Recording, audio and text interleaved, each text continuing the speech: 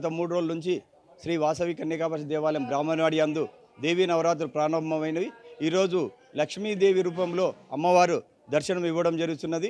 ఇటు లక్ష్మీదేవి రూపంలో అమ్మవారి దర్శనానికి అలంకరణ నిమిత్తము 6,66,66,666 రూపాయల 66 పైసలతోటి తమిళనాడు నుంచి ప్రత్యేకంగా పిలిపించి వాళ్ళతోటి అలంకరణ చేయడం జరిగినది. భక్తులకు ఎందుకంటే అమ్మవారు ప్రతిరోజు ఒక కొత్త రూపంలో దర్శనం ఇవ్వాలనే ఉద్దేశంతో పట్టణ ఆర్యవైశ్య సంఘం చేపట్టింది. అట్టి కార్యక్రమాన్ని ప్రతిరోజు భక్తులకు అమ్మవారి దర్శనం కొత్త రూపంలో దర్శించుకునే విధంగా భక్తులకు కలిగించడం జరుగుతుంది. ఇటు అలంకరణలో నిమిత్తము 6 కోట్లు అంటే ఉడక అందరికీ అనుమానం వస్తుంది. ఇటు 6 కోట్ల రూపాయలను ఉడక భక్తుల చేత మేము అందరి దగ్గర కొద్ది తీసుకొచ్చి అలంకరణ నిమిత్తం చేయడం జరిగింది. అట్టి అలంకరణ అయిపోయిన తర్వాత మళ్ళీ ఎవరి వాళ్ళకు ముట్ట చెప్పడం జరుగుతుంది.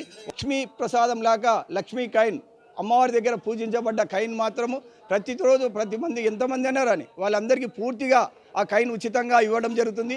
అదేవిధంగా ఇక్కడ వచ్చిన ఓన్లీ ఆర్యవైశ్యులే అనకుండా హిందూ బంధుమిత్రులు ఎవరన్నారని కులమతాలకు అతీతంగా ప్రతి ఒక్కరికి ఇక్కడ దర్శనం ఇస్తున్నాము. పూజలో పాల్గొనడానికి వాళ్ళకి అవకాశం ఇవ్వడం జరుగుతుంది. 13వ తారీఖు రోజు అమ్మవారి విజయయాత్ర. ఆ రోజు 9 రోజులు మేమైతే నవరాత్రులు జరుపుకున్నామో అట్టి నవరాత్రులను అమ్మవారి రూపాలను ప్రజల వద్దకే తీసుకెళ్లి అమ్మవారి దర్శన భాగ్యం కల్పించడం జరుగుతుంది. అమ్మవారికి ఇక్కడ మహాలక్ష్మి రూపంలో అలంకరించుకోవడం జరిగింది. మహాలక్ష్మి రూపంలో అమ్మవారిని ఆరాధించడం కూడా జరుగుతూ ఉంది.